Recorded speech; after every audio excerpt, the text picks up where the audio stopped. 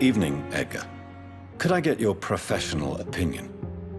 Please speak, but I have something important to tell you. This strain of flu, it's very different from the one I saw in Europe.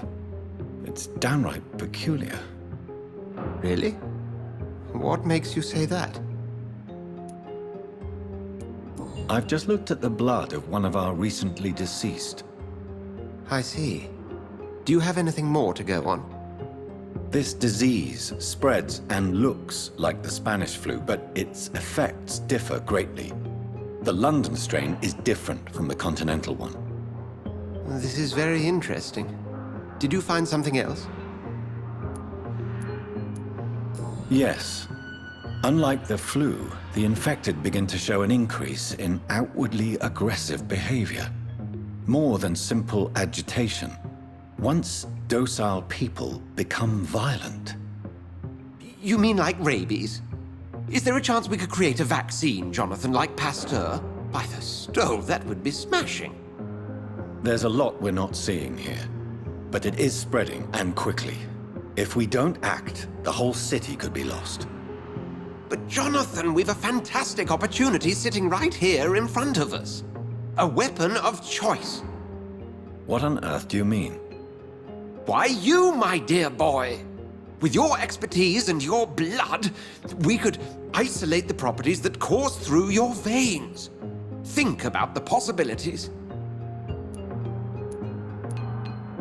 But the risk of infection using vampire blood could compound the situation. I know, but your blood now carries remarkable regenerative properties. With our minds and your blood, there's nothing we couldn't cure. We'll discuss this more later. Thank you for your time. No, thank you, Jonathan. But as I said, I needed to talk to you. I have some rather bad news. Yes? I'm afraid it's your sister. My sister? She's to be buried this evening at Whitechapel Cemetery.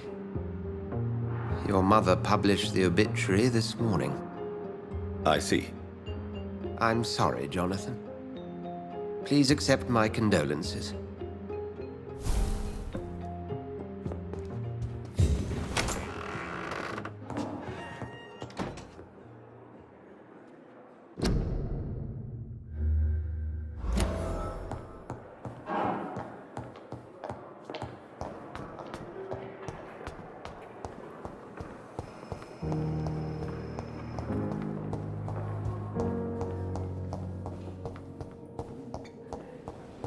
I never thought I would have to attend my murdered sister's funeral.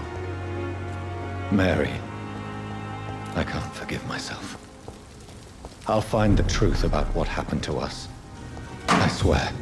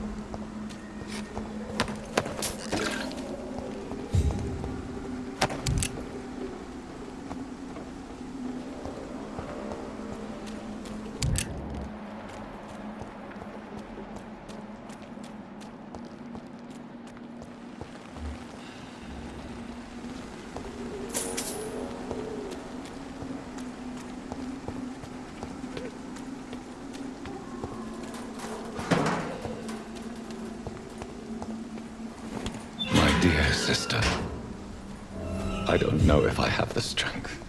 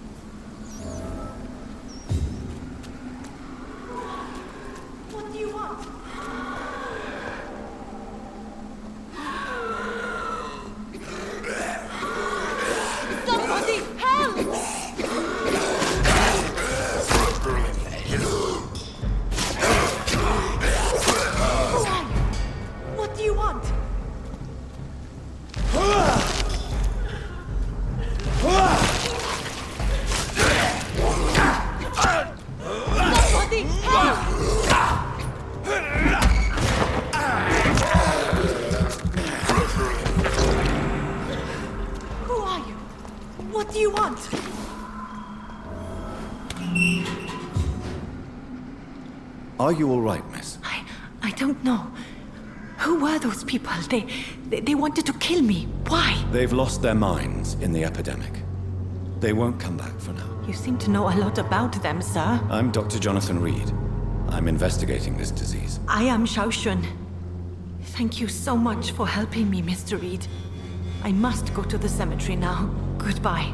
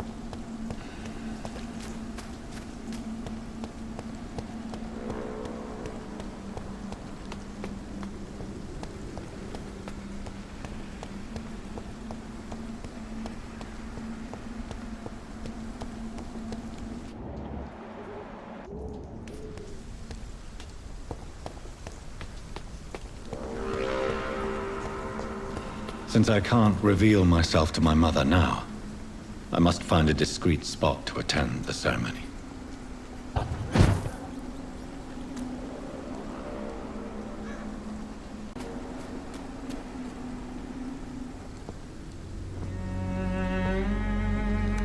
I am the resurrection and the life. He that believeth in me, though he were dead, yet shall he live. And whosoever liveth and believeth in me shall never die. We commend unto thy hands of mercy, most merciful Father, the soul of our sister departed, and we commit her body to the ground. Earth to earth, ashes to ashes, dust to dust.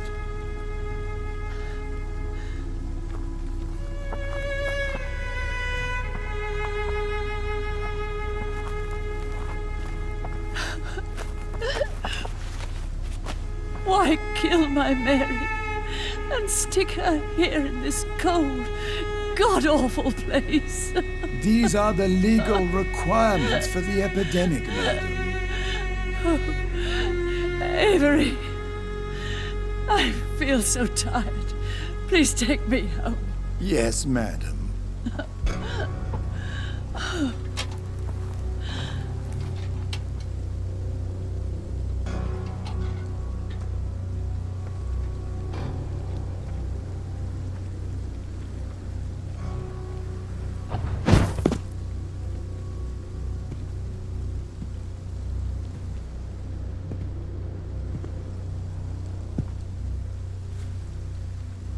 Oh, Mary. What have I done?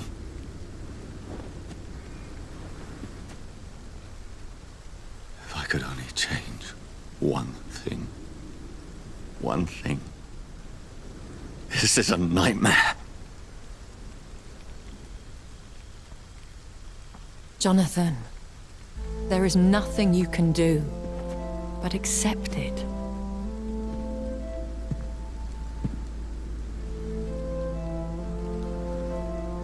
What brings you here? I thought you could use the company. I am so sorry for your loss, Jonathan.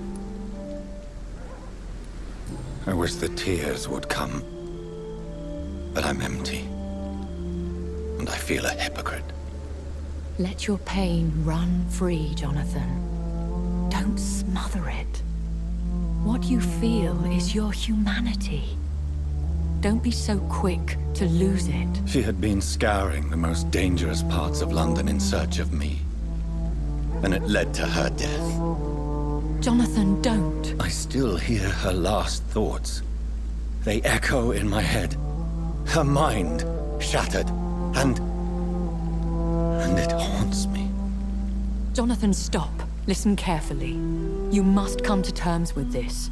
You must learn to live with what happened. How can I? I've destroyed my family. My poor mother. I can't even console her. Don't Don't you see? You're doing the work of our enemies, feeding your remorse. We are weakest when we grieve, and the guilt blurs our senses. And so this is why you're here. To warn me. You've felt this pain yourself. You too have endured this. I don't want to lose you, Jonathan. I've lost so many friends. Loved ones I cherished. Pray for Mary's forgiveness, if you must. You may be right. Of course. I've stared upon this world for centuries, and time has taught me to deal with guilt, if not erase it. What should I do then? St. Mary's Church is not far from here. Go there and make your peace. Find the solace you need. My lady wants me to confess. No, Jonathan. It's you who wants to confess, I think.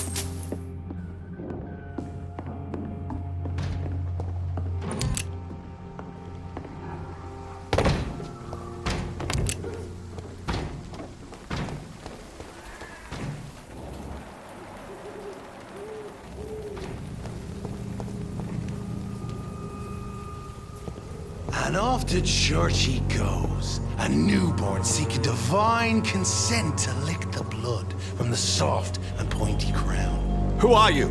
Make yourself known. Newborn, you reek of guilt and pointless compassion. Shed your skin, forget your old weaker self. What do you want from me?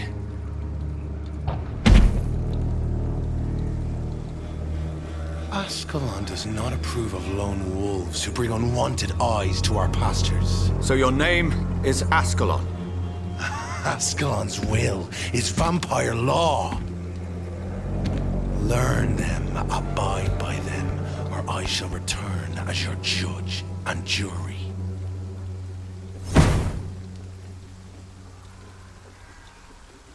These immortals try my patience with their plans and unsolicited counsel.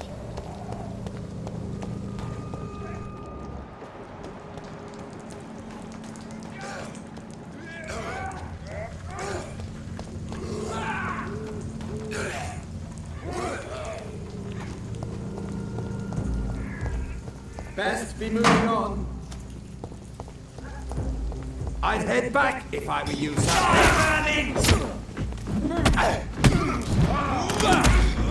See that? This one's a top! Christ! He's dead!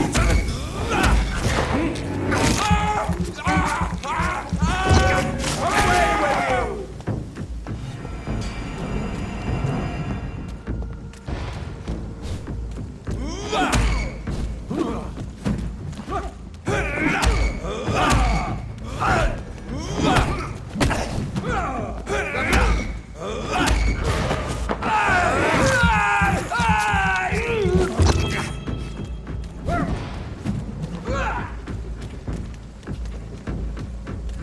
fear no evil.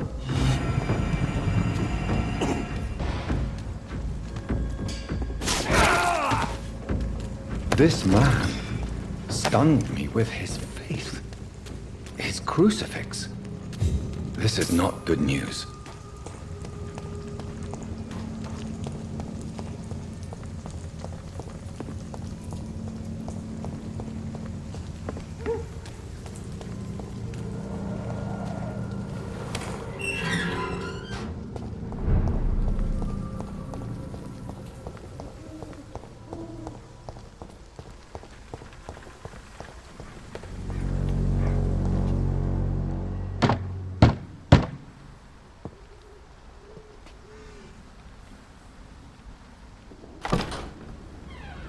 Yes? What is it that you want?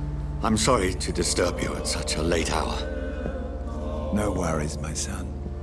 I'm still quite awake, having just returned from a funeral. Yes, I know. I've forgotten what I wanted. I don't know.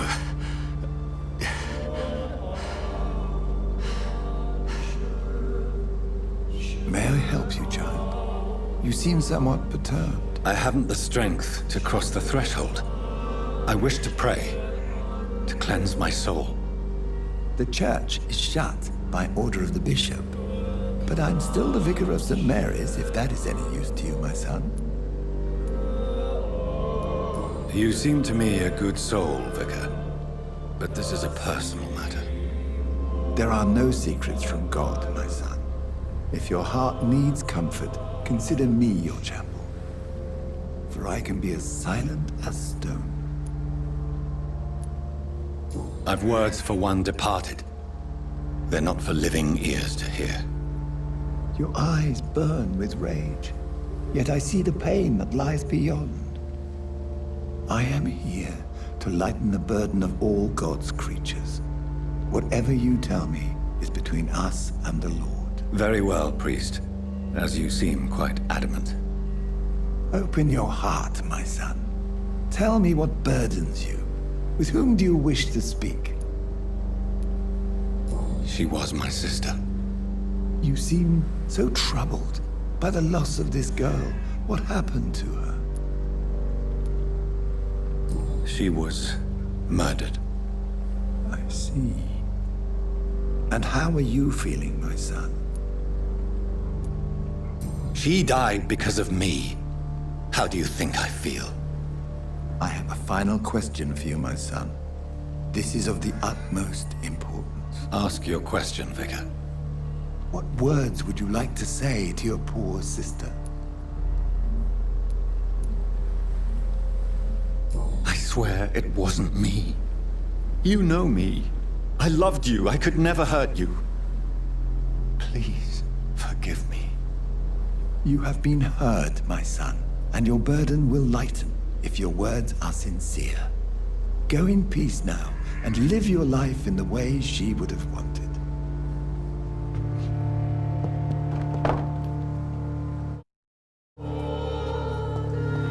There. I confessed to that vicar. Do I feel better?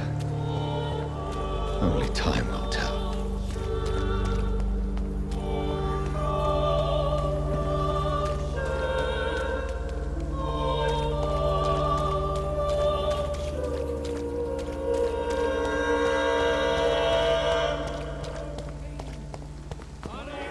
You look so pale, my lord. Would you like me to...